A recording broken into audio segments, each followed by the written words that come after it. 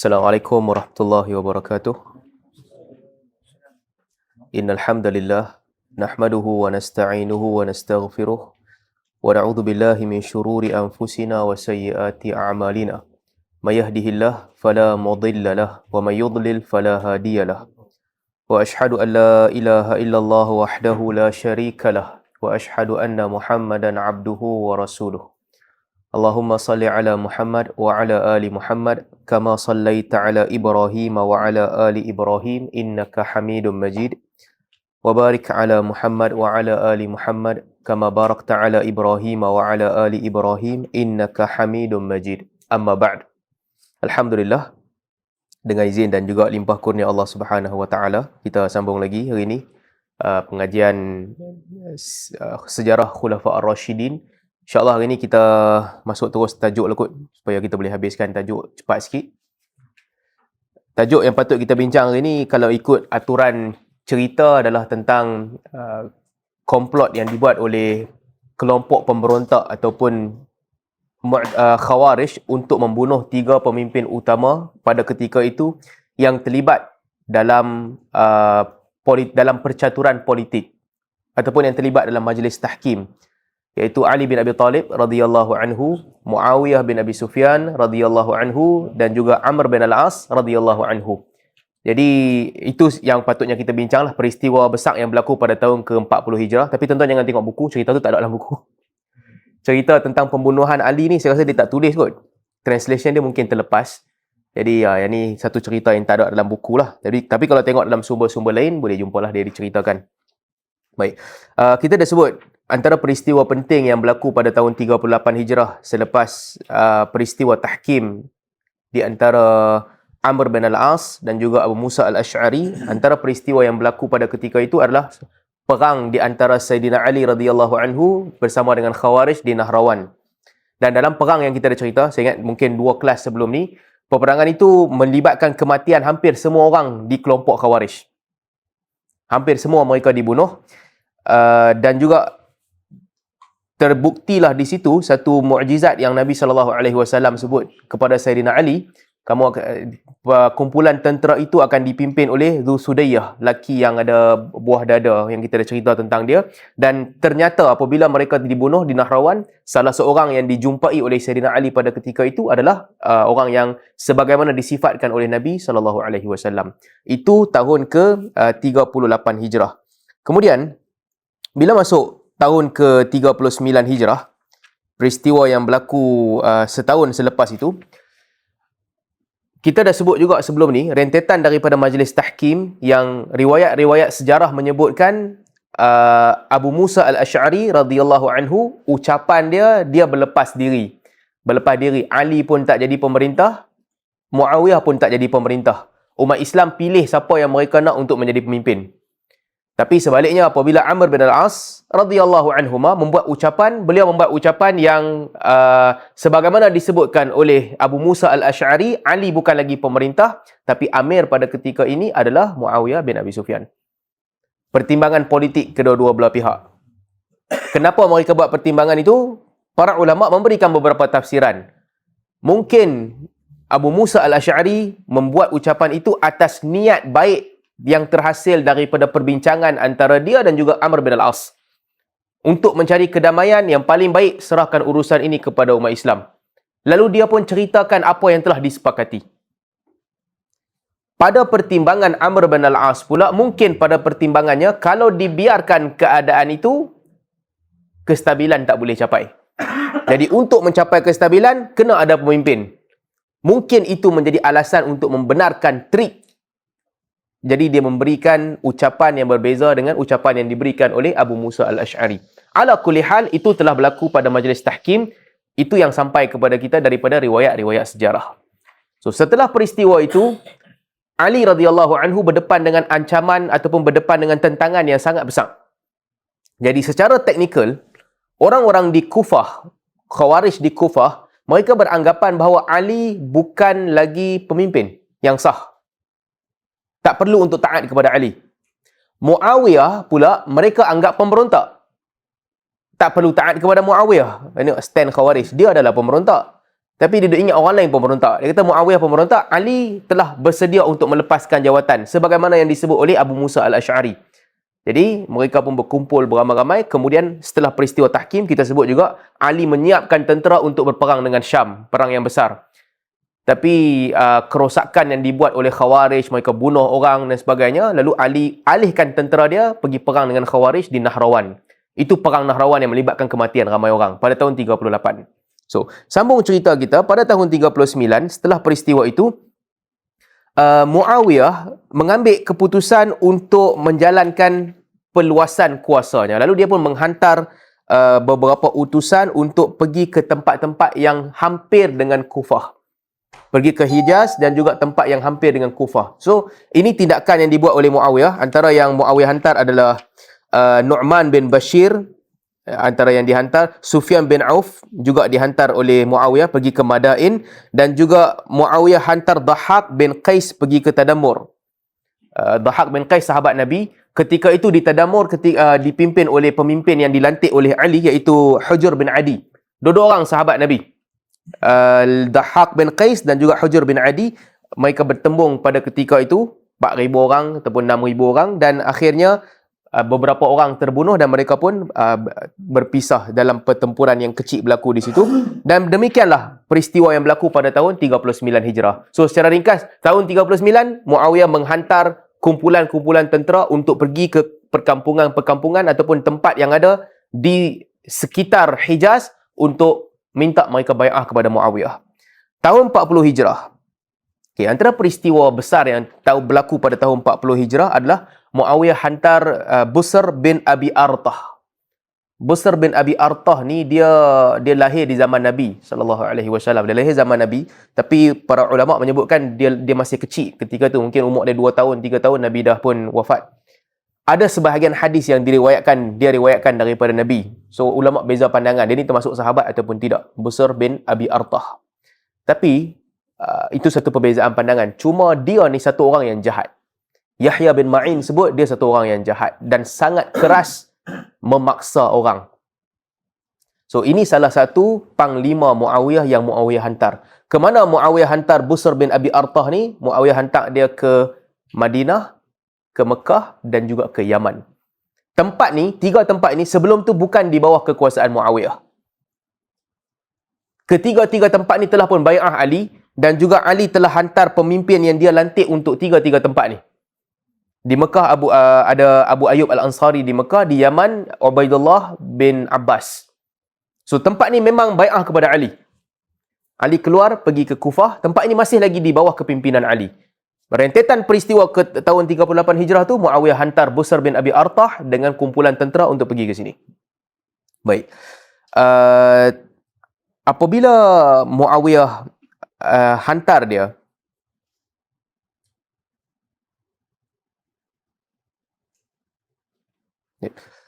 Busr bin Abi Artah ni, masa dia pergi ke Mekah ataupun dia mula dengan Madinah, di Madinah dia masuk tanpa ada pertentangan ketika itu. Tentera Ali banyak telah pun pergi ke Kufah. Dia paksa orang untuk bai'ah Muawiyah sebagai pemimpin di Madinah. Abu Ayyub Al-Ansari, sahabat Nabi juga, yang merupakan lantikan Ali yang duduk di Madinah pada ketika itu, dia hadapi tekanan. Bila sampai tentera yang ramai ni, dia keluar tinggalkan Madinah, dia pergi ke Kufah. Pergi menghadap Ali di Kufah. Jadi dia masuk ke Madinah, Busr ni paksa orang untuk bai'ah dia. Hampir ke semua orang. Semua di Madinah. Dan paksaan dia tu keraslah, riwayat sejarah sebutkan. Dia sebut kepada mereka, kalaulah tidak kerana janji yang aku pegang dengan Muawiyah, aku akan bunuh semua orang yang telah pun balik di Madinah. Atas anggapan dia, dia pun tak tolong Uthman. Jadi dia paksa semua orang. Sampai dia pergi ke Bani Salamah. Di Bani Salamah dia sebut, aku hanya akan terima bai'ah kamu setelah Jabir bin Abdullah bai'ah. Jabir bin Abdullah ni sahabat Nabi yang utama. Satu orang sahabat yang utama. Yang bersama dengan Ali. Menyokong Ali. So dia pergi ke Bani Salamah. Busr sebut, untuk kamu tidak ada bai'ah, melainkan setelah Jabir bai'ah dulu. Jabir tanya kepada Ummu Salamah, apa yang patut aku buat? Ummu Salamah bagi pandangan kepada dia, yang terbaik adalah bai'ah. Itu sahaja pilihan yang ada. Tapi dia sebut, ini kepimpinan ni tak sah. Muawiyah bukan pemimpin yang sah. Tapi itulah yang terbaik untuk dia buat pada ketika itu. Akhirnya, gerakan ini berjaya untuk buat pada tahun ke-40 Hijrah, semua di Madinah telah pun bai'ah Muawiyah sebagai pemimpin. Selesai di Madinah, dia pergi ke Mekah pula. dengan kumpulan tentera dia daripada Syam pergi ke Mekah. Di Mekah pada ketika itu, Abu Musa al-Asy'ari tinggal di Mekah. Kita dah sebut dalam peristiwa majlis tahkim, lepas selesai majlis tahkim di Daumatul Jandal, dia balik ke Mekah, dia tak jumpa Ali pun. So apabila Busr balik ke Mekah, Abu Musa al-Asy'ari jumpa dia, Abu Musa al-Asy'ari tanya kepada dia, "Nak bunuh aku ke? Apa yang nak buat?" Kata Busr, "Ma kuntu li af'al bi sahibin Nabi sallallahu alaihi wasallam bidzalik." Aku tidak akan membunuh sahabat-sahabat Nabi, bukan aku datang untuk tujuan tu. Okey, kemudian Abu Musa al-Asy'ari pun, okey, kalau begitu tak apalah. Dan sama juga, di Mekah dia paksa semua orang untuk bai'ah Muawiyah sebagai pemimpin. Hampir ke semua orang di Mekah ketika itu telah pun bai'ah Muawiyah. Madinah selesai, Mekah selesai. Dan dia memang paksa betul. Dalam dia paksa tu, Abu Musa al-Asy'ari tulis surat kepada orang di Yaman. Dia tulis, "Inna khailan mab'utsatan min 'indi Muawiyah taqtul man aba an yaqirra bil hukumah." Sesungguhnya tentera berkuda yang diutuskan oleh Muawiyah telah pun datang dan dia akan membunuh sesiapa sahaja yang tidak mengiktiraf pemerintahan ini. Siap di Madinah dan siap di Mekah. Kemudian dia pergi ke Yaman. Di Yaman, yang memimpin Yaman adalah Ubaidullah bin Abbas, sepupu Ali, anak kepada Abbas, ataupun sepupu Ali, anak kepada Abbas. Baik, Ubaidullah bin Abbas di Yaman. Apabila dia sampai, Ubaidullah bin Abbas ketika itu dia keluar daripada Yaman untuk jumpa dengan Ali di Kufah. Ini diriwayatkan, disebutkan dalam buku-buku sejarah, antara yang dibuat oleh Busr di Yaman adalah dia bunuh 2 orang anak kepada Ubaidullah, Qatham dan juga Abdul Rahman. Riwayat sejarah sebut dia sembelih 2 orang di depan ibu mereka, di depan mak mereka, isteri kepada Ubaidullah. Dia bunuh 2 orang. Sebab bagaimana, macam mana kita tahu riwayat ni? Sebab ada syair yang diriwayatkan, syair tu dibaca oleh mak mereka, Qatham dan Abdul Rahman. Setiap kali dia takut, dia akan baca syair tu cari-cari anak dia. Sebab riwayat menyebutkan dia bunuh 2 ni di depan mak dia. Ada perselisihan pendapat tentang kekuatan riwayat ini, wallahu a'lam, tapi kita tahu sebab syair yang diriwayatkan daripada bacaan mak kepada 2 budak ini, orang Arab hafal dan mereka simpan dalam dewan-dewan syair. Dan riwayat sejarah sebutkan itu antara peristiwa yang berlaku. Jadi selepas peristiwa itu, Ali hantar tentera yang dipimpin oleh Jariyah bin Qudamah untuk tuntut balik wilayah-wilayah yang telah pun dirampas oleh Busr ni. Okey, di sini ada satu isu. Riwayat juga sebut Jariyah dia telah kepung Busr dan Busr bin Abi Artah ni telah pun mengaku kalah. Ada perbincangan antara mereka. Masa tu Ali telah pun meninggal dunia.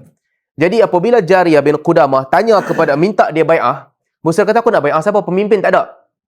Lalu Jariyah bin Qudamah paksa dia, kata, "Terima pemimpin yang telah pun dibai'ah oleh orang Kufah." Dan dia bai'ah. So ini satu isu kat sini. Kalau riwayat Busr bin Abi Artah ni telah bunuh 2 orang anak Ubaidullah tu betul, takkanlah Jariyah bin Qudamah tak bunuh dia? Ada satu persoalan kat situ. Kenapa perlu biarkan dia? Dan yalah, takkanlah dia sebaik itu tak ada perasaan marah dan sebagainya untuk biarkan. Sepatutnya dia bunuh terus, ya, bunuh balik. Itu satu pertimbangan. Tapi dalam masa yang sama, ada riwayat lain yang menceritakan peristiwa Busr bin Abi Artah membunuh 2 orang anak kepada Ubaidullah ni juga peristiwa yang disebut dalam buku-buku sejarah. Yahya bin Ma'in kata dia ni orang yang jahat. Yahya bin Ma'in sebut. Okey. Sebelum kita nak cerita tentang pembunuhan pakatan Khawarij untuk membunuh Ali, Muawiyah dan Amr bin Al-As. Kalau kita tengok kan, bila kita baca sejarah daripada awal sampai ke sini, watak-watak jahat ni ada di mana-mana aliran pun. Watak jahat atau watak yang keras, watak yang bersifat keras di luar batasan undang-undang, ada di mana-mana pihak pun. Walaupun kadang-kadang mungkin mereka tak jahat, tapi mereka buat tindakan di luar batasan undang-undang ataupun buat tindakan yang mengundang kebencian orang. Kelompok yang macam ni ada di mana-mana. Orang-orang yang mungkin Marwan bila bersama dengan Osman, Ali tak setuju. Ali tak setuju tindakan-tindakan Marwan, nasihat Marwan, perkataan-perkataan yang memberi gambaran yang Bani Hashim ni nak rampas kuasa, Ahli Bait nak rampas kuasa daripada Bani Umayyah. Perkataan tu salah dan jahat. Perkataan tu lah tak betul. Tapi tetap Osman tidaklah buang Marwan. Walaupun dengan perkataan-perkataan begitu yang dia ucapkan, Osman tak buang dia. Osman simpan dan dia duduk dengan Osman. Sama juga orang-orang yang terlibat di dalam pembunuhan Osman, Al-Ashtar, An-Nakha'i, Muhammad bin Abu Bakar dan sebagainya terlibat dalam perancangan awal, mereka bila bersama dengan Ali, mereka diberi jawatan di sisi Ali. Walaupun dalam masa yang sama, Sayyidina Ali radhiyallahu anhu sebut berkali-kali dia tak terlibat dan dia berlepas diri daripada orang yang membunuh Uthman. Tapi sebahagian orang ni ada kedudukan di sisi dia, panglima perang dia. Muawiyah juga sama. Kalaulah dikatakan bahawa Muawiyah ni atas niat dia baik sekadar nak tuntut bela di atas kematian Uthman, itu sahaja. Tapi dia bagi jawatan kepada Busr bin Abi Artah. Dan dia bagi ruang untuk Mamat ni, dia pergi ke semua negeri-negeri Hijaz. Madinah, Mekah dan juga Yaman, dan melibatkan pembunuhan ramai orang. Kitab sejarah sebutkan, orang pertama yang menjadikan wanita Muslim sebagai tawanan perang adalah Busr bila dia pergi ke Mekah. Dia jadikan mereka tawanan. Dan dia ada kedudukan yang baik di sisi Muawiyah. Ini menimbulkan satu tanda soal. Macam mana orang-orang jahat ni, ataupun orang-orang yang bermasalah ni, dapat kedudukan yang tinggi di sisi pemimpin? Mungkin setiap pemimpin, dia kena ada good cop dengan bad cop. Dia kena ada juga. Itu realiti kehidupan. Realiti politik tak boleh sekadar cukup di sisi kita orang-orang yang mengikut undang-undang seratus-peratus, yang baik, yang pertimbangan mereka sentiasa mengikut batasan undang-undang sahaja. Dalam semua aliran, dalam semua kelompok akan ada beberapa watak yang nakai. Kadang-kadang dia nakai, kadang-kadang dia lebih daripada nakai. Dia jahat.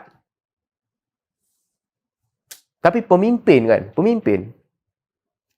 sejarah menunjukkan kepada kita, kebanyakan pemimpin, dia tak boleh berlepas diri daripada semua orang yang macam ni. Walaupun apa sahaja situasi dia.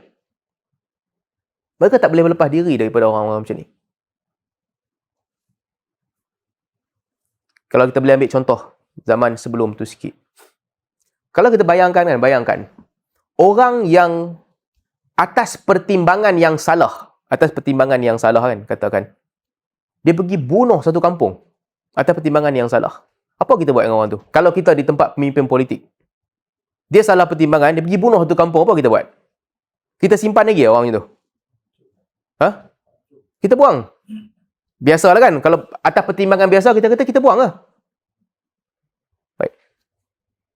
Tapi kalau orang tu loyal, dia loyal, dan dia menumpahkan taat setia kepada pemimpin, dan dia buat benda tu atas pertimbangan yang salah. Ini telah berlaku, kalau kita boleh tengok di zaman Nabi SAW. Apabila Nabi hantar Khalid Al-Walid radhiyallahu anhu pergi kepada Bani Juzaimah. Bani Juzaimah ada tentera yang ikut Khalid. Nabi pesan kepada Khalid, pergi cek mereka ni nak masuk Islam ke tak? Dakwah mereka kepada Islam, nak terima Islam ke tak? Kalau mereka terima Islam, jangan bunuh mereka.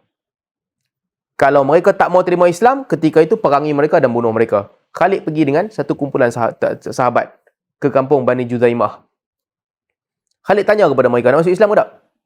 Mungkin mereka ni kaum yang tak pandai cakap Arab. Mereka duk dengar orang Mekah, orang kata nak Islam ni orang suruh sebut sabakna ni maksudnya literally maksud kami kena penyakit gila tu lah. Tapi istilah ni digunakan untuk mengejek orang Islam. Orang Quraisy guna istilah ni untuk mengejek orang Islam. So Bani Juzaimah, depa ingat ini cara cakap nak masuk Islam. Lalu depa ucapkan ucapan tu. Depa tak kerti nak sebut aslam dah. Tak kerti nak sebut kami menerima Islam. Orang Badui yang tak tahu apa, mungkin bahasa pun lain, itu yang mereka sebut. Bila dia sebut ucapan tu, atas pertimbangan Khalid kata, mereka ni sama je lah macam orang lain yang menghina Islam, Khalid bunuh semua. Di kalangan tentera, ada yang bagi tahu Khalid, tak, situasi dia bukan macam tu. Ini kaum yang tak pandai. Ucapan tu menunjukkan mereka nak menerima Islam, tapi mereka tak tahu ucapan yang sesuai.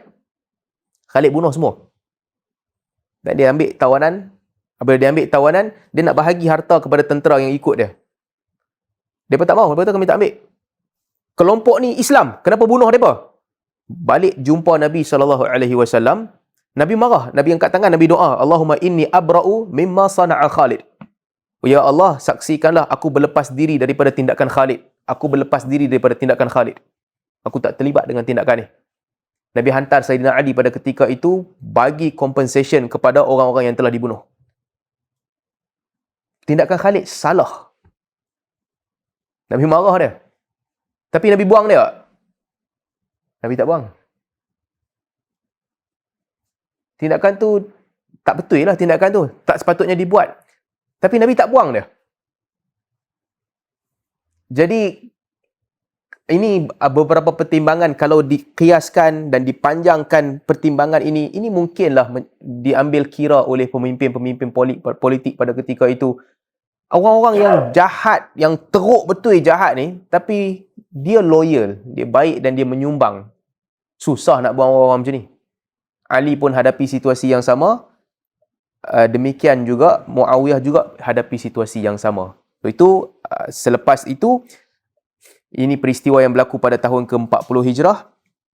Antara peristiwa yang berlaku ke tahun 40 Hijrah juga, Abdullah bin Abbas meninggalkan Basrah, pergi balik ke Kufah. Sebab ada konflik di antara Abdullah bin Abbas dan juga Abul Aswad Ad-Du'ali. Saya lupa sebutan nama dia kalau betul. Abu Aswad Ad-Du'ali ni power dia, orang yang letak titik Al-Quran. Dia berselisih faham dengan Ibnu Abbas. Dia tuduh Ibnu Abbas ambil duit Baitul Mal, tulis kepada Ali. Kemudian Ali tulis surat untuk tegur Ibnu Abbas. Ali hantar warning letter kepada Ibnu Abbas. Apa yang dia buat atas laporan yang diberikan oleh Abu Aswad. Kemudian bila dapat surat tu dekat Ibnu Abbas, dia kata ani ba'ath ila amalika man ahbabta fa inni dha'in anhu. Kalau ini yang aku dapat, warning letter ni, hantarlah orang yang you suka untuk duduk di Basrah, pimpin Basrah, aku balik. Lalu dalam riwayat disebutkan dia balik ke Kufah, duduk balik dengan Ali. Ini apa? Di sudut Ibnu Abbas ni satu benda yang kita lihat, dia punya harga diri lah, dia punya harga diri. Dia sayang Ali, sepupu dia. Dia alim Quran yang hebat dan hubungan yang baik dengan Ali.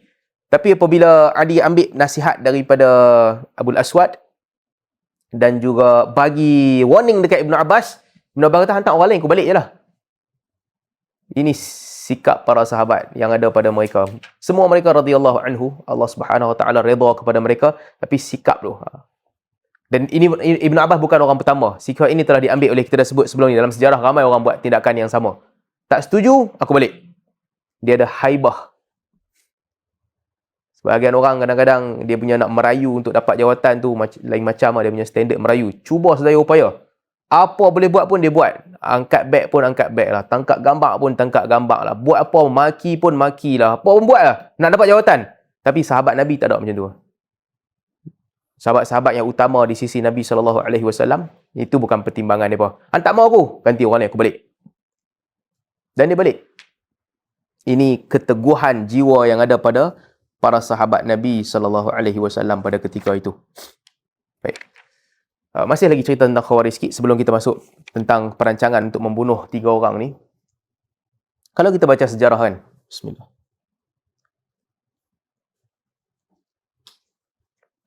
Sama juga seperti Uthman bin Affan. Ali adalah pemimpin yang dia dizalimi banyak. Ali dizalimi. Kalau kita boleh buka daripada awal lagi, apabila dekat-dekat Nabi SAW nak wafat, apabila Abbas bagi tahu kat Ali, pergi tanya Nabi, liman hadzal amr ba'dana, min ba'din Nabi. Siapa yang akan jadi pemimpin lepas Nabi dah wafat? Ali kata, aku tak mau tanya. Kalau aku tanya, nanti Nabi bagi. Kalau Nabi tak bagi, tak dapat kat kita.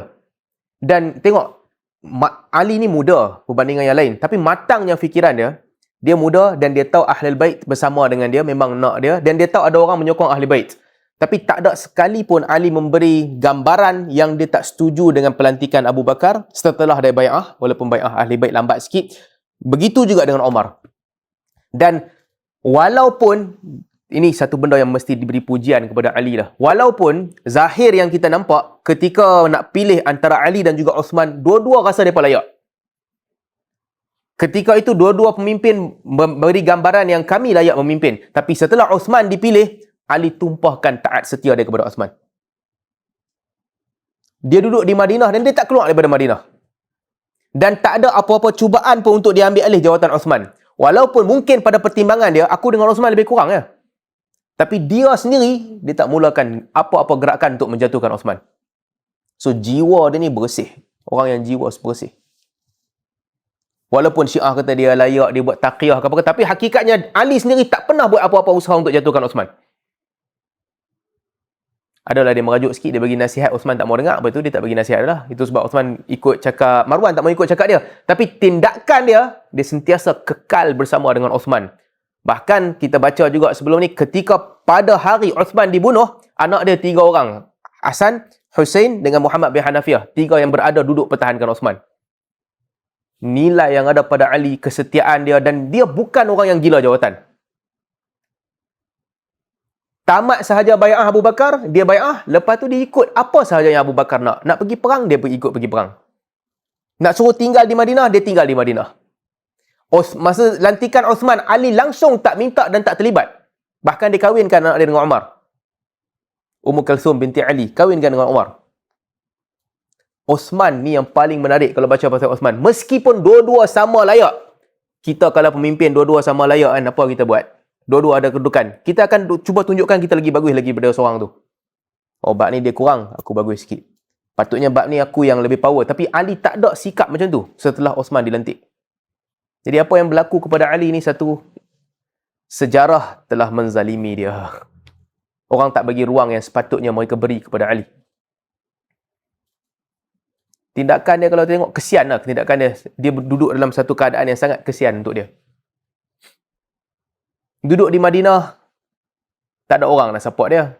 Yang tinggal hanya orang Madinah tak mau terlibat dengan politik.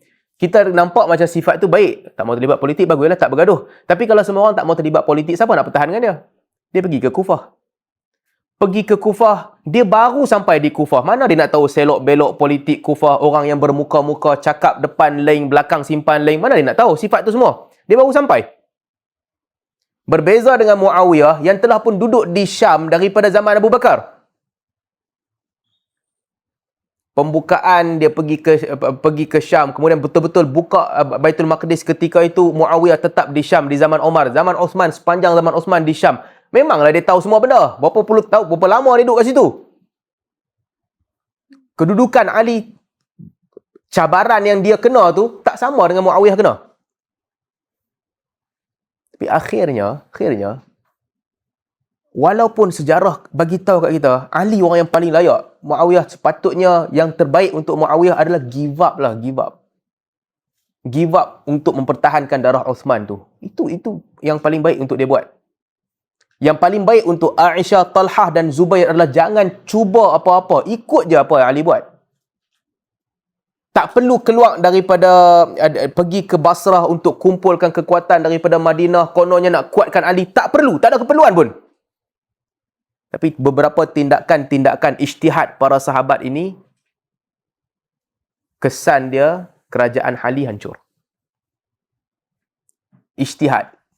Mereka salah, Allah Ta'ala ampunkan mereka. Tapi ijtihad ini memberi kesan pada Sayyidina Ali. Tapi satu yang kita kena baca ni kan. Allah Ta'ala sebutlah, apa? Qulillahumma malikal mulk, tu'til mulka man tasha, wa tanzi'ul mulka mimman tasha, wa tu'izzu man tasha, wa tudhillu man tasha, biyadikal khair, innaka ala kulli syai'in qadir. Katakanlah, Ya Allah, Engkaulah ketua kepada semua ketua. Ketua kepada semua kerajaan. Engkau berikan pemerintahan kepada siapa yang Engkau kehendaki. Engkau cabut pemerintahan daripada sesiapa yang Engkau kehendaki. Engkau muliakan siapa yang Engkau kehendaki dan Engkau hinakan siapa yang Engkau kehendaki. Di genggaman-Mu lah segala kerajaan. Dan Engkaulah yang berkuasa di atas setiap sesuatu. Inilah hakikat sebenar. Walaupun Ali lebih baik, pada pertimbangan dan pembacaan kita, agamanya lebih baik, dekat dengan Nabi dia lebih baik, kejujuran dia sepanjang sejarah, dia lebih baik daripada orang lain. Tapi Allah takdirkan pemerintahan tak pergi kat dia. Tak ada satu detik pun dalam hidup Ali yang semua umat bersepakat untuk dia ni menjadi pemerintah. Walaupun dia orang paling hebat, Allah tak bagi kat dia. Untuk iktibar kita ambil ni, kadang-kadang yang baik tu tak selalu menang. Yang baik tak selalu menang. Ali telah pun kalah. Walaupun dia yang terbaik pada ketika itu. Dan yang kurang baik itu tidaklah selalu duduk di bawah. Kadang-kadang Allah angkat, Allah letak kat atas yang kurang baik itu. Muawiyah kurang baik berbanding dengan Ali. Tapi Allah pilih untuk dialah yang memimpin kerajaan selepas itu. Tapi Allah tak pilih Ali. So yang ni benda-benda yang Allah Ta'ala lah tentukan tempat dan kedudukan untuk siapa Allah nak letak. Kalau nak main ikut dan kan, boleh jadi tak? Dia tak kira macam tu. Kalau kira macam tu, sikit je lagi tentera Muawiyah nak dibunuh ketika perang. Tapi dia tak jadi macam tu lah. Dan ni pula masuk cerita yang kita nak baca ni. Bila Khawarij buat pakatan untuk bunuh 3 orang, Ali, Muawiyah dan Amr bin Al-As. Kalau kita tertanya-tanya, kita fikir, pasal apa mereka berjaya bunuh Ali tapi tak berjaya bunuh Muawiyah dan Amr bin Al-As? Ini semua perancangan Allah. Allah tak tempat tu, orang yang Allah nak, Allah letak kat situ. Allah yang buat dah. Cerita dia. Jadi, pada tahun ke-30, pada tahun ke-40 ni juga, Khawarij saki baki orang yang loyal dengan Khawarij ataupun orang yang sayang dengan Khawarij ni, mereka ketika itu stres sebab semua pemimpin mereka mati di Nahrawan. Orang-orang yang saya dah sebut sebelum ni, orang yang mati di Nahrawan adalah ahli ibadat yang paling hebat ketika itu. Majoriti mereka adalah ahli Al-Quran, yang hafal Al-Quran, yang mengajar Al-Quran, yang dekat mereka punya dahi ni ada tanda sujud. Kelompok ni lah yang dibunuh oleh Ali. Khawarij ni. Saki baki mereka yang tinggal, mereka rasa sedih pada ketika itu. Dan Ali sendiri, pada tahun 40 Hijrah ni, Ali bagi beberapa isyarat yang dia dekat dengan detik kematian dia. Ali sebut pada ketika itu. Beberapa kali juga lah daripada Perang Jamal, Ali dah sebut. Kalau dia tahu itu yang akan berlaku, dia tak datang di Perang Jamal. Tapi setelah peristiwa ni semua berlaku, tahun ke-40, Ali bagi gambaran yang antara riwayat, dalam riwayat disebutkan, dia sebut, Mada yahbisu ashqaha ma lahu la yuqtal. Wallahi la takhdabanna hadhihi min hadhihi. Ali kata, apalah yang masih tinggal untuk orang yang macam dia ni, yang tidak bernasib baik masih hidup pada ketika ini. Ali kata, demi Allah, la takhdabanna hadhihi bi hadhihi. Ali kata, janggut dia ni satu hari nanti akan didai ataupun akan diwarnakan dengan darah daripada tengkuk dia. Ali kata detik tu dekat untuk datang. Masa tahun 40 Hijrah. Orang tanya kepada Ali, orang sebut kepada dia, kami akan pertahankan kau. Kalau itu yang akan berlaku, kami akan bersama dan pertahankan kau. Kata Ali, anshudukum billah an yuqtal bi ghair qatili. Aku memberi amaran kepada kamu dengan nama Allah supaya janganlah dibunuh untuk aku selain daripada pembunuh aku sahaja. Kalau siapa-siapa terlibat membunuh aku, maka bunuh orang tu. Jangan libatkan orang lain. Ali ada riwayat dalam beberapa hadis disebutkan, Nabi SAW tanya kepada Ali, Man ashqal awwalin? Siapakah orang-orang yang ashqal awwalin? Paling celaka di kalangan umat terdahulu. Ali kata, orang yang paling celaka umat terdahulu adalah aqirun naqah. Kaum Nabi Saleh yang pergi sembelih unta. Dia minta ke Allah buat keluar unta daripada batu. Allah buat keluar unta daripada batu. Dia pergi sembelih unta tu. Kemudian Nabi tanya kepada Ali, Man ashqal akhirin? Siapa pula orang yang paling celaka di kalangan umat yang terakhir? Ali kata, Allah wa rasuluhu a'lam. Nabi kata, alladhi yaqtuluka, orang yang akan bunuh engkau. So umat yang terdahulu yang paling celaka di kalangan mereka adalah orang yang telah pun sembelih unta yang Allah buat keluar kepada mereka. Dan yang paling celaka di kalangan umat yang terakhir adalah orang yang akan bunuh engkau. So ada beberapa hadis yang Nabi SAW sebut tentang peristiwa yang akan berlaku sehingga membawa kepada kematian Sayyidina Ali. Baik. Peristiwa pembunuhan Sayyidina Ali. Okay. Ada 3 orang Khawarij. Satu namanya Abdul Rahman ibn Muljam. Satu lagi Barq bin Abdullah At-Tamimi. Satu lagi Amr bin Bakar At-Tamimi. 3 orang ni. Mereka duduk bincang sama sendiri. Mereka berkumpul di Mekah. Ahli ibadat yang dikenali sebagai ahli ibadat. Saya nak bagi profil sikit ni. Abdul Rahman bin Muljam adalah ahli ibadat dan ahli perang yang sangat tekun mempelajari Al-Quran. Dia duduk dengan Muaz bin Jabal, dia khatam Al-Quran. Khatam Al-Quran dengan Muaz bin Jabal dan dia sentiasa tekun membaca Al-Quran.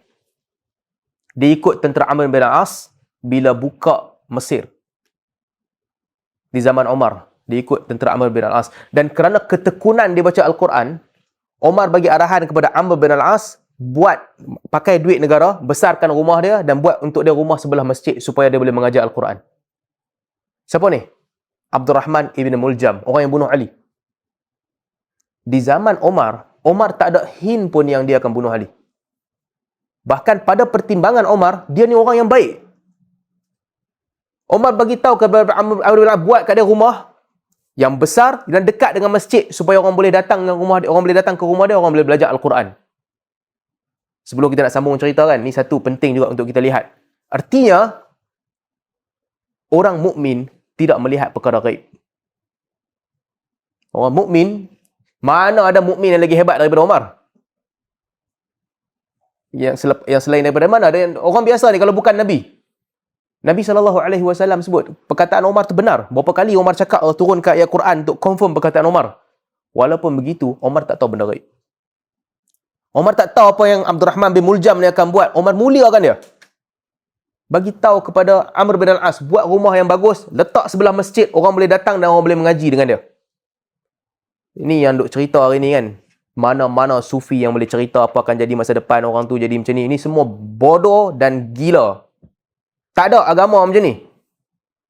Yang boleh buat prediction ni, masa depan akan jadi macam ni, ni akan jadi, orang ni akan jadi baik, orang ni akan jadi buruk apa semua. Tak ada.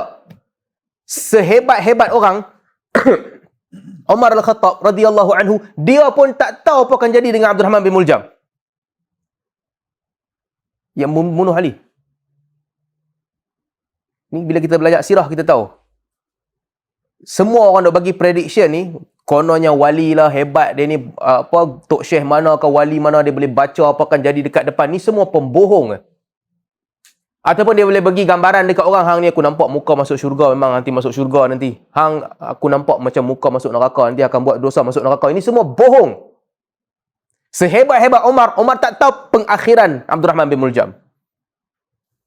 So dia punya kedudukan ni sangat hebat. Sampai dia pergi Siffin, dia ikut Ali.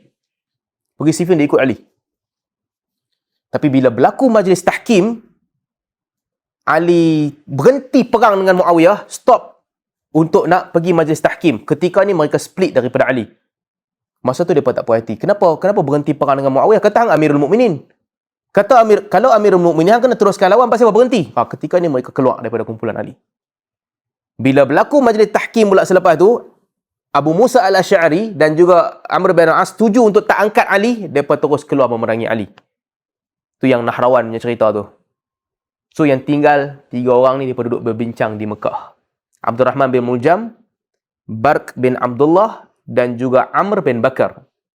Mereka duduk berbincang apa yang mereka nak buat selepas tu. Cadangan yang mereka bagi, walau syaraina anfusana wa ataina a'immatad dalal faqatalnahum fa'arihna minhumul bilad. Apa kata kalau kita korbankan diri kita di jalan Allah, lalu kita bunuh imam-imam yang membawa kesesatan supaya bumi ini dibersihkan daripada mereka. 3 orang ni punya idea. 2 orang adik-beradik At-Tamimi dan juga Abdul Rahman bin Muljam. Mereka bincang sesama sendiri. Akhirnya mereka pun bersetuju. Kata Abdul Rahman Ibn Muljam kata, ana akfikum Ali bin Abi Talib. Aku boleh cuba untuk bunuh Ali. Barq kata, ana akfikum Muawiyah. Aku akan bunuh Muawiyah. Amr pula kata, aku akan bunuh Amr bin Al-As. Jadi 3-3 mereka bersepakat untuk membunuh 3 orang pemimpin. Untuk nak bagi kejutan paling besar, mereka sepakat kita pergi ke negeri masing-masing, kita bunuh pada malam yang sama, 17 Ramadan. Pasal apa 17, saya pun tak tahu, nuzul Quran ke apa, tak tahulah, dia punya pertimbangan apa. Tapi dia pilih 17 Ramadan, kita bunuh 3-3 orang. Dan mereka siap. 3-3 orang ni, sebulan, mereka racunkan pedang-pedang. Pedang yang mereka ada, kemudian bergerak pergi ke 3 tempat daripada Mekah. Abdul Rahman bin Muljam, dia pergi ke Kufah. Dia duduk di Kufah. Dan orang Kufah pun tak tahu. Khawarij Kufah pun tak tahu apa yang dia nak. Dia duduk dengan mereka. Mereka bincang, kutuk Ali, maki Ali. Tapi dia pun tak berani nak bunuh Ali. Dia plan dia seorang-seorang. Dia pun tak tahu. Begitu juga Barq. Dia pergi ke Syam. Dan juga Amr pergi ke Mesir. Nak bunuh 3-3 orang ni. Dengan pedang yang mereka siapkan, mereka betul-betul bersedia untuk bunuh. Baik, satu yang mula sekali. Abdul Rahman bin Muljam ni, bila dia sampai ke Kufah. Dia pergi ke Kufah. Dia pergi ke masjid. Dalam cerita disebutkan, dia pergi ke masjid Kufah. Dia nampak ada satu perempuan yang sentiasa duduk di masjid tu beribadat je, tak berhenti. Perempuan ni namanya Qitam binti Syajnah. Perempuan ni sangat cantik. Orang yang betul-betul cantik pada ketika itu. Paling elok lah kira. Paling elok dan ucapan dia bagus. Pandai syair juga. Jadi Abdul Rahman bin Muljam ni mungkin dia fikir, alang-alang sebelum nak pergi bunuh Ali, kahwin dulu lah, sedap sikit. Dia punya plannya tu, buat kahwin dulu, lepas tu bunuh Ali. Kalau mati, masuk syurga. Kalau tak mati, dan lah seronok dengan perempuan ni. Khitam ni sekejap sebelum mati. Dia pun pergi minang perempuan ni. Sebab dia suka kat perempuan ni, dia pergi minang perempuan ni. Khitam. Bila dia minang perempuan ni, perempuan ni duduk kat masjid, ibadat tak berhenti. Perempuan ni bagi syarat kepada dia. Kalau nak minang aku boleh, tapi mahar dia ada 4 mahar. Satu, 3,000. Dia minta salah 1,000. 3,000 dirham. Yang kedua, bagi kat dia satu orang khadim. Khadim ni pembantulah, hamba. Yang kedua, bagi kepada dia qainah. Qainah ni pembantu perempuan, orang gaji. Dan yang keempat, bunuh Ali. Sebab perempuan ni, bapa dia dan juga saudara dia telah pun dibunuh oleh Ali di Nahrawan. Setelah mereka dibunuh, dia duduk beribadat di masjid je. So, Khitam ni bagi syarat kepada Abdul Rahman bin Muljam. Ada 4 ni aku nak, mahar. Hang boleh setuju bagi 4 mahar ni, kita kahwin. 3,000, hamba lelaki seorang, maid seorang, hang kena bunuh Ali. Ketika itu Abdul Rahman bin Muljam kata, ini memang orang ngantuk dibagi bantai, memang aku masih nak bunuh Ali pun. Lalu dia bersetuju dia kahwin dengan perempuan tu. Dan kemudian dia ambil 2 orang pembantu, Wardan dengan Syabib.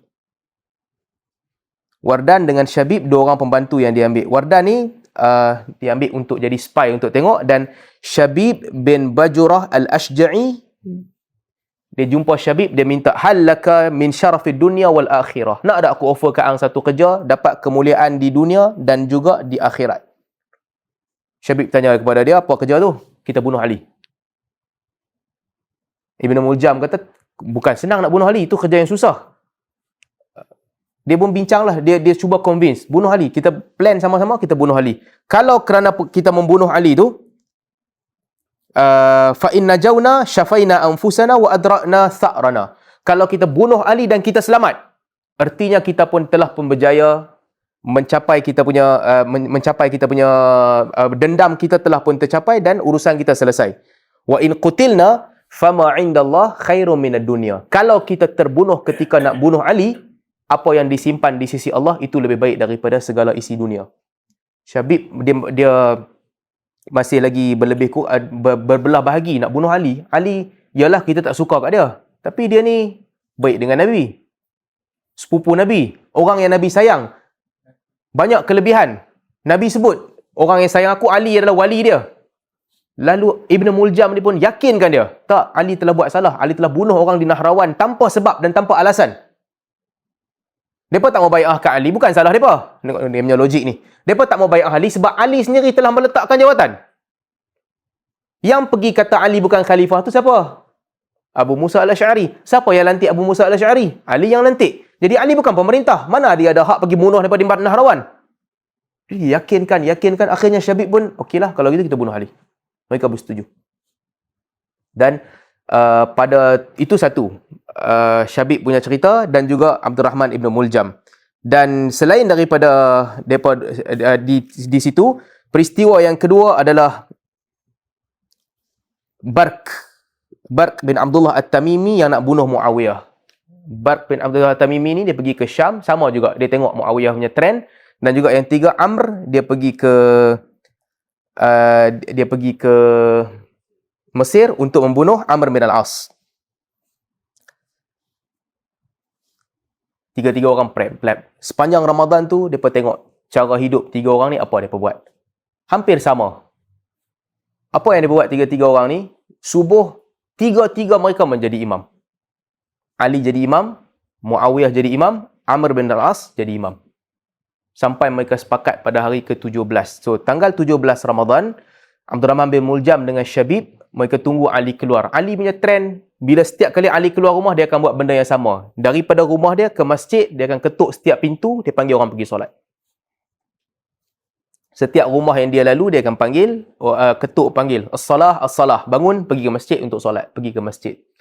Sehinggalah pada hari 17 tu, mereka tunggu di luar pintu. Apabila Ali keluar daripada pintu tu, orang yang pertama yang tikam dia adalah Syabib. Syabib tikam punggung Ali, sehingga di dalam riwayat disebutkan Ali atas keluar, otot-otot punggung dia terkeluar, dan juga Abdul Rahman bin Muljam dia tikam di kepala Ali, di bahagian tepi kepala, sehingga basah janggut Ali dengan darah daripada kepala dia. So dia tikam Ali dengan 2 tikaman, lalu Ali rebah sebelum solat subuh ketika dia keluar. Apabila orang dengar suara Ali ketika itu, yang dah rebah pada ketika itu, orang datang dan orang berjaya tangkap Abdul Rahman ibn Muljam. Syabib larikan diri, Abdul Rahman bin Muljam ditangkap. Bila orang tangkap dia, Ali tanya dia, Ali tak meninggal ketika itu lagi, dia tanya dia, "Adu wallah alam uhsin ilaika." Wahai musuh Allah, bukankah aku telah melayan engkau dengan baik? Dan dia sebut kepada Ali, "Syahadtuhu arba'ina sabahan wa sa'altu Allah an yuqtal bihi syarra khalqihi." Dia kata ke Ali, aku telah pun meletakkan pedang ni di dalam racun 40 hari, dan aku minta kepada Allah supaya pedang ni aku boleh gunakan untuk bunuh makhluk Allah yang paling jahat. Dan dia gunakan pedang tu untuk bunuh Ali. Ali kata kepada dia, "La araka illa maqtulan." Aku dapati engkau ni orang yang akan dibunuh juga selepas ni. Ali sebut kepada orang, "In mitu faqtuluhu." Kalau aku mati kerana tikaman ini, bunuh dia sekali. "Wa in ishtu fa ana a'lam kaifa asna'u bihi." Kalau aku tak mati, aku uruskan urusan aku dengan dia. Ketika Abdul Rahman bin Muljam ditangkap, antara yang berlaku pada ketika itu, Ummu Kalthum binti Ali radhiyallahu anha, dia keluar, dia menangis. Dia kata, "Mali wali salatil fajar." Apalah nasib aku dan kena mengena dengan solat fajar. "Qutila zawji wa salatil fajar." Suami aku dibunuh ketika solat subuh. Umar dibunuh masa dia tengah solat subuh. "Wa qutila abi wa salatil fajar." Bapa aku pun dibunuh ketika salatil fajar. Dia tanya kepada Ibn Muljam, "Kenapa bunuh Amirul Mukminin?" Abdul Rahman bin Muljam kata, "Ini bukan Amirul Mukminin, ini bapa engkau ya." Dia tak lebih daripada tu. Dia punya Khawarij punya perangai ni, dia anggap dia betul di jalan yang benar. Sampailah ketika dia tikam Ali, dalam riwayat disebutkan, dia kata, "La hukma illa lillah." Tidak ada hukum melainkan hukum Allah, dan dia tikam kepala Ali. Dia lukakan kepala Ali, sehingga luka tu menyebabkan Ali mati. Dia punya betul-betul anggap mereka di jalan kebenaran. Dan juga dalam sebahagian riwayat disebutkan, ketika orang tangkap dia, Abdul Rahman bin Muljam, sebelum dia dibunuh, dalam riwayat disebutkan orang Hasan dan juga Husain dan juga Abdullah bin Ja'far, selepas mereka tangkap Abdul Rahman bin Muljam, mereka potong tangan dia.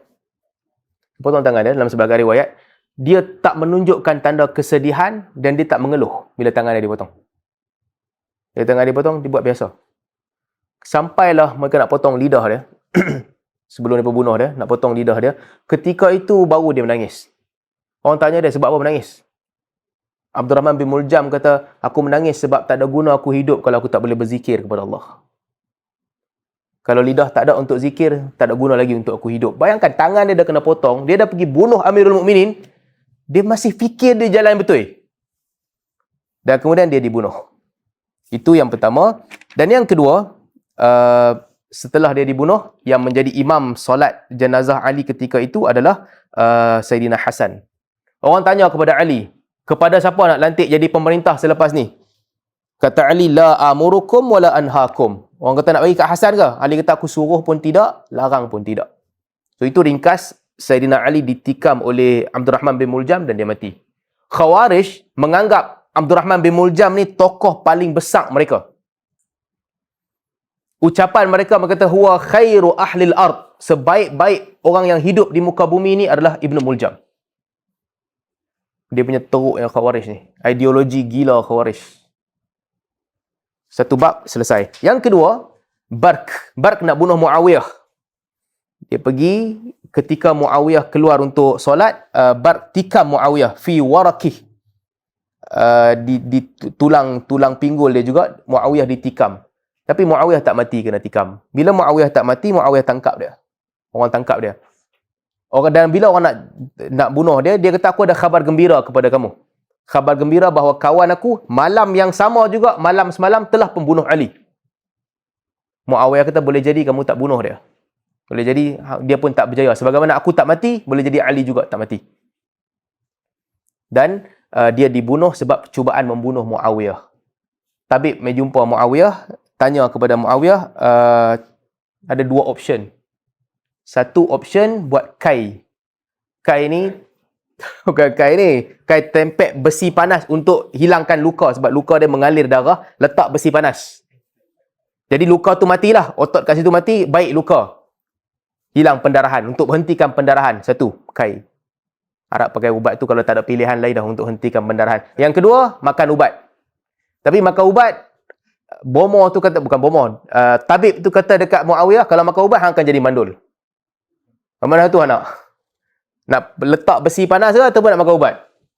Muawiyah kata, besi tak mau, aku sakit, aku tak mau besi.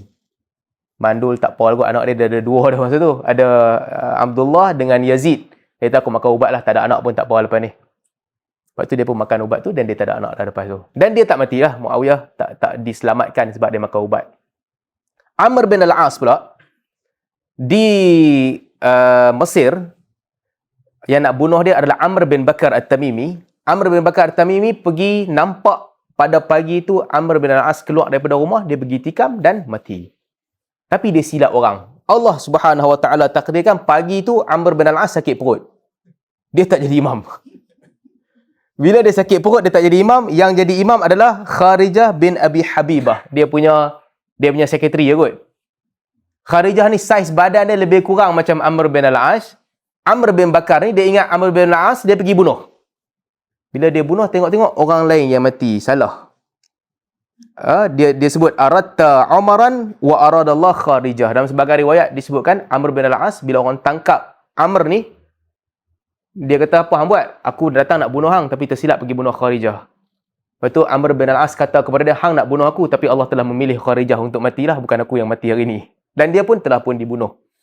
Jadi itulah cerita dia. Tiga-tiga orang ni, mereka plan untuk bunuh tiga sahabat utama. Dan Allah Subhanahu Wa Taala takdirkan pada peristiwa itu hanya Ali sahaja yang terbunuh. Muawiyah hidup dan juga Amr bin al-As juga hidup. Jenazah Ali pula, dalam riwayat, ini satu lagi misteri, orang tak tahu di mana Ali ditanam. Ada banyak riwayat lah, dan sebahagian riwayat kata mereka bawa mayat Ali untuk kembali ke Madinah, tanam di Madinah. Ada sebahagian riwayat kata dia ditanam di dalam istana Amir di Kufah. Ada sebahagian riwayat yang Syiah percaya dia tanam kat Najaf. Bawa ke Najaf pergi tanam. Sampai sekarang Syiah percaya yang dekat Najaf tu kubur Ali, dia pergi buat upacara semua kat situ, dia ingat kubur Ali. Tapi sebahagian pengkaji sejarah kata itu bukan kubur Ali, itu kubur Mughirah bin Syu'bah. Disebutkan, law alimati syi'a qabra hadha qabla man hadha yu'azzimuhu bin Najaf la rajamuhu bil hijarah. Kalaulah Syiah tahu kubur siapa yang dapat pergi sambut perayaan dekat Najaf ni, nescaya mereka akan pergi baling batu dekat kubur tu. Sebab itu kubur Mughirah bin Syu'bah yang Syiah tak suka. Jadi walaupun mereka tak suka Mughirah di dunia, mereka ingat tu kubur Ali, mereka pergi muliakan kubur tu. Tapi hakikatnya di mana Sayyidina Ali ditanam, tak tahu. Tempat yang pasti kita tak tahu. Kenapa tak tahu tempat yang pasti di mana? Anak-anak Sayyidina Ali tanam jenazah Sayyidina Ali ni secara sembunyi sebab takut Khawarij akan rosakkan jenazah dia. Sampai kebimbangan yang macam tu. Khawarij punya jahat. Jadi, itu sedikit sebanyak kisah tentang percubaan untuk membunuh tiga orang sahabat ni. Cuma saya nak ringkaskan sikit hujung ni, sikit pengajaran yang kita boleh ambil. Sayyidina Ali, ketika dia dibunuh, dia luka teruk lah. Bila dibunuh kan, bila ditikam belakang, isi badan dia terkeluar daripada belakang. Bila ditikam kepala dia, janggut dia basah dengan darah daripada kepala dia. Keadaan jenazah dia, ketika dia dibunuh, bukan mati senang, muka senyum, relax. Dia bukan macam tu, dia mati sakit. Sakit tikaman. Osman juga sama. Osman lagi lah, mereka masuk bersilih ganti pukul Osman. Kematian yang sangat menyangat lah, menyangat hati. Masuk pukul Osman bersilih ganti, masuk keluar. Sampai baju yang Osman pakai tu, darah, tak hilang. Baju tu dia hantar pergi ke Syam, yang Muawiyah simpan dekat Syam. Kematian Osman, kematian yang orang nampak kan, kalau orang pada pandangan orang biasa, orang akan kata kematian ni, kematian yang tanda mati tak bagus yang orang kira. Dia dipukul beramai-ramai sampai dia mati. Omar, kematian Omar, orang tikam perut Omar sampai isi perut, usus perut dia terkeluar. Bila orang pusing Omar ke sebelah kiri, keluar darah sebelah kiri banyak. Tak boleh. Nak stabilkan dia, pusing ke sebelah kanan, keluar darah di sebelah kanan. Ini 3 orang yang paling hebat selepas Abu Bakar. Allah Ta'ala takdirkan kematian mereka begitu. Bukan dengan cara yang mudah, bukan dengan cara yang tidur atas katil dan juga meninggal dunia. Itu berlaku kepada Abu Bakar ketika dia sakit dan juga dia meninggal dunia. Nak menunjukkan kepada kita cara orang mati ni bukanlah menjadi tanda orang tu mulia ataupun hina di sisi Allah Subhanahu Wa Ta'ala. Allah telah mentakdirkan orang-orang yang hebat mati dalam keadaan yang berbagai-bagai, berbeza-beza. Dia bukan tanda orang tu bagus, orang ni tak bagus. Kadang-kadang ni kepercayaan khurafat kita juga. Apalah dosa yang dia buat mati macam ni punya teruk, orang dia kata kan. Sebahagian orang nampak dia mati teruk, orang dia kata macam tu. Apa dosa pasal apa lah mati sampai macam-macam yang menyangat hati. Tapi inilah yang berlaku kepada para sahabat Nabi. Sedangkan mereka orang paling mulia. Jadi benda kepercayaan begini yang salah ni kena betulkan. Bila kita belajar sirah dan kita tahu bagaimana pengakhiran para sahabat Nabi radhiyallahu anhum ajma'in. So kita berhenti dulu takat ni untuk hari ni. Kalau ada soalan, kita buka soalan sikit. Kalau tak, nanti kita sambung tentang peristiwa yang berlaku setelah pembunuhan Sayyidina Ali insya-Allah.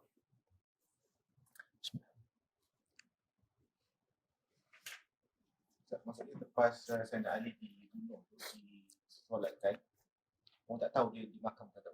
Orang tak tahu.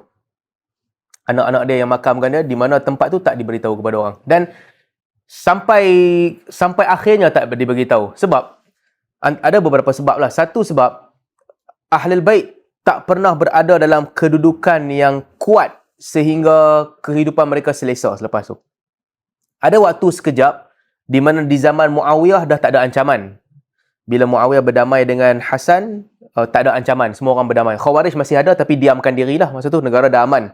Tapi setelah Muawiyah pula meninggal dunia, berlaku perebutan kuasa lagi di antara Husain dan juga Yazid. Tak aman juga. Bergaduh juga lagi tak berhenti. Jadi mungkin antara pertimbangannya adalah tak ada satu masa yang orang bersepakat untuk menghormati Ahlul Bait yang menyebabkan anak-anak Sayyidina Ali boleh bagi tahu ini kuburnya, nak pergi ziarah kubur ni, tempat ni. Itu mungkin pertimbangan mereka. Dan antara hikmah Allah Subhanahu Wa Ta'ala menjadikan kubur Sayyidina Ali ni tak diketahui adalah selamatlah daripada pemujaan kelompok Syiah. Orang yang mengagungkan Sayyidina Ali ni memang kerja mereka suka agungkan kubur. Apabila Allah takdirkan kubur tu tak diketahui, tak ada lah orang nak pergi agungkan kubur tu. Dan yang ketiga, penting juga, ini semua menunjukkan bahawa kubur individu tertentu bukan tempat yang patut dimuliakan. Dia adalah tempat untuk simpan jasad seseorang. Sebab itu di antara sunnah yang dianjurkan Nabi SAW, orang Islam ditanam di perkuburan muslimin. Nabi tu special case, saya dah sebut beberapa kali dah. Special case kubur Nabi kenapa ditanam tu di tempat Nabi SAW wafat. Ada 2 space, Abu Bakar kat sebelah, Umar kat sebelah. Tapi yang lain, sunnahnya adalah tanam orang Islam di perkuburan kaum muslimin. Tak ada keperluan pun untuk tahu secara detail lot kubur ni siapa punya. Untuk nak pergi ziarah, okey. Sekadar itulah untuk ziarah dan doakan di kubur tu. Tak lebih daripada itu. Ziarah, doakan di kubur tu. Kalaulah ini satu tuntutan yang penting, mestilah anak-anak Sayyidina Ali akan cuba sedaya upaya untuk buat mapping. Untuk buat mapping. Ini kubur Sayyidina Ali. Kalau itu penting untuk diketahui kubur. Tapi itu tak penting. Mereka tak beritahu kat siapa pun di mana kubur bapak mereka. Orang pun tak tahu. Menunjukkan antara hikmahnya, jangan pergi agung-agungkan kubur lah. Sekarang kalau kita masuk kat Baqi' tu, memang rasminya tak ada mapping langsung, tak tahu kubur siapa di mana. Tapi adalah orang buat peta sikit-sikit. Ada satu gambar, kalau tuan-tuan tengok gambar zaman Uthmaniyah, saya tak pasti gambar tu betul ke tak. Di Baqi' ni ada banyak mimbar. Di atas kubur sebahagian para sahabat dibuat binaan, ada sahabat utama dibuat binaan lagi. Jadi atas banyak kubur ni ada macam-macam. Orang buat tempat yang untuk orang nak pergi duduk ke, nak pergi baca doa ke apa ke, dia jadi macam-macam. Setiap kubur-kubur utama tu ada dia buat bangunan di atas dia. Sampailah zaman Muhammad Abdul Wahab ni, Masuk, runtuhkan semua, jadi sekarang flat. Sama je kubur semua orang. Tak ada perbezaan. Inilah lagi berdekat dengan tuntutan sunnah Nabi SAW. Kubur macam tu lah. Jangan tinggikan kubur, jangan buat bangunan di atas kubur, jangan pergi semayang kepada kubur tu, minta kepada kubur. Ini semua Nabi SAW minta, dan itulah yang berlaku pada hari ini di haram. Okey, berhenti aku.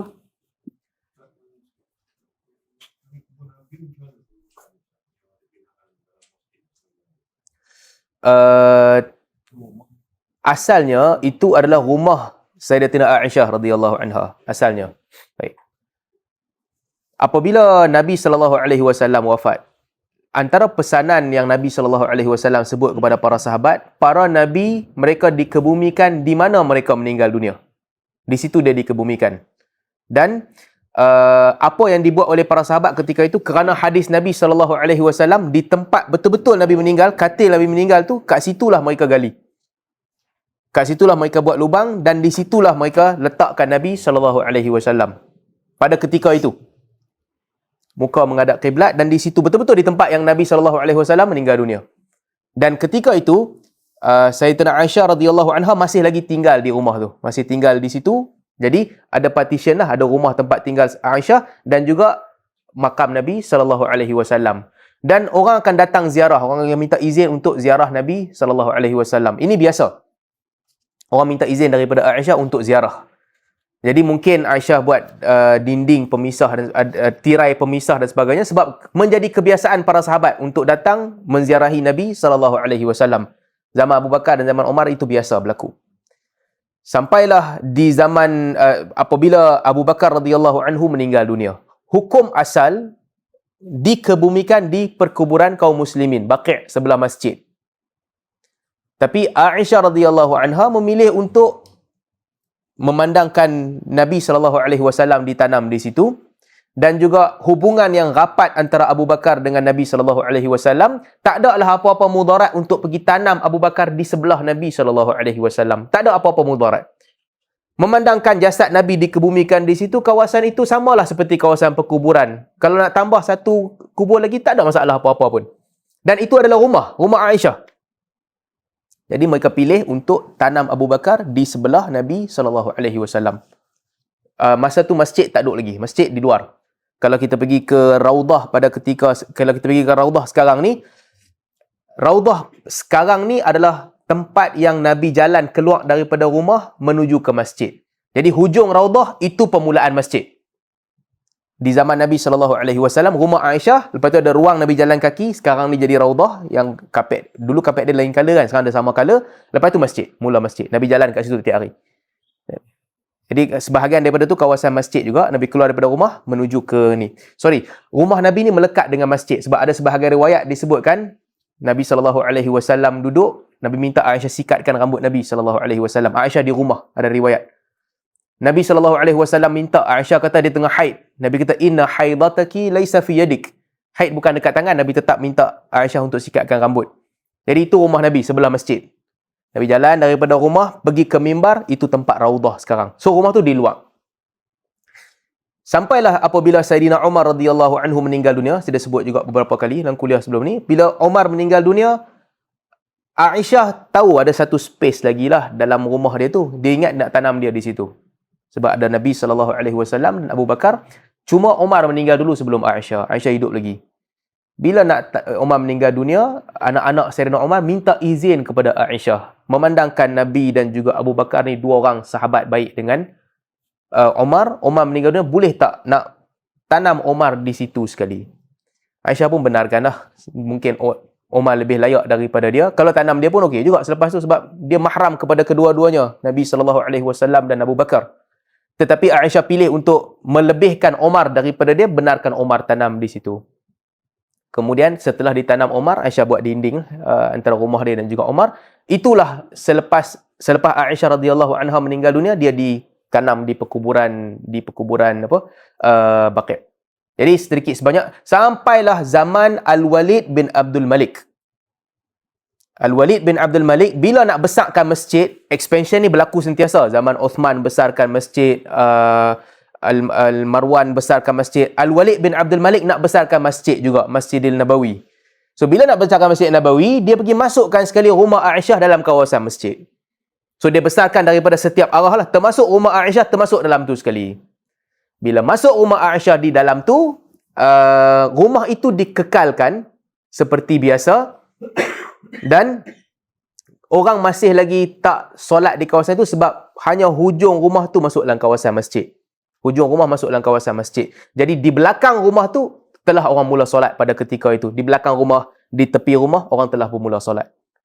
Kemudian expansion seterusnya baru ditambah ke depan lagi, depan masjid tu, termasuk juga perluasan masjid bawa ke depan sikit lagi. Jadi bila bawa ke depan, mimbar Nabi yang asalnya dulu, Nabi kata di antara rumah Nabi dengan mimbar tu adalah Raudah min Riyadil Jannah, bukan lagi menjadi tempat imam semayang. Telah pun dibawa ke depan. Bila bawa ke depan, kita kalau perasan kan, dekat satu line dengan imam tu, dia ada macam tingkap-tingkap. Itu asalnya adalah rumah sebahagian para sahabat lah, sebahagian tingkap-tingkap tu. Saya tak ingat. Mungkin Hafsah punya rumah kot, saya ingat saya. Yang saya tak pasti cerita yang sahih atau tak, nanti saya boleh check balik. Tingkap yang terbuka tu salah satu mungkin rumah Hafsah. Jadi Hafsah punya rumah, dia tingkap dia dibuka supaya dia boleh lihat makam Nabi SAW dan juga bapa dia Abu Umar dikebumikan di situ. So bila buka tingkap tu dia boleh nampak tingkap rumah dia. Expansion seterusnya dengan rumah Hafsah tu pun sekali masuk kawasan masjid juga. So bila diambil jadikan kawasan masjid, saya tak tahulah cerita ni betul ke tak, saya kena siasat balik ni. Tingkap tu dibuka sampai sekarang, satu tingkap tu dibuka. Tingkap dekat dinding depan masjid tu yang menghadap ke makam Nabi SAW. So sampai sekarang shape tingkap itu masih ada. Jadi itu sedikit sebanyak sejarah Masjid Nabawi. Ini pasal soalan spontan, saya pun tak sempat nak baca. Kalau sempat baca boleh bagi jawapan yang lebih detail lah nanti insya-Allah. Wallahu a'lam. Kita berhenti dulu setakat ni. Kalau ada isu akan datang, kita nantilah kalau sempat sebelum kuliah akan datang kita cerita balik tentang sedikit sebanyak apa yang berlaku di Masjid Nabawi insya-Allah. Subhanakallahumma bihamdik, asyhadu an la ilaha illa ant, astaghfiruka wa atubu ilaik. Assalamualaikum warahmatullahi wabarakatuh.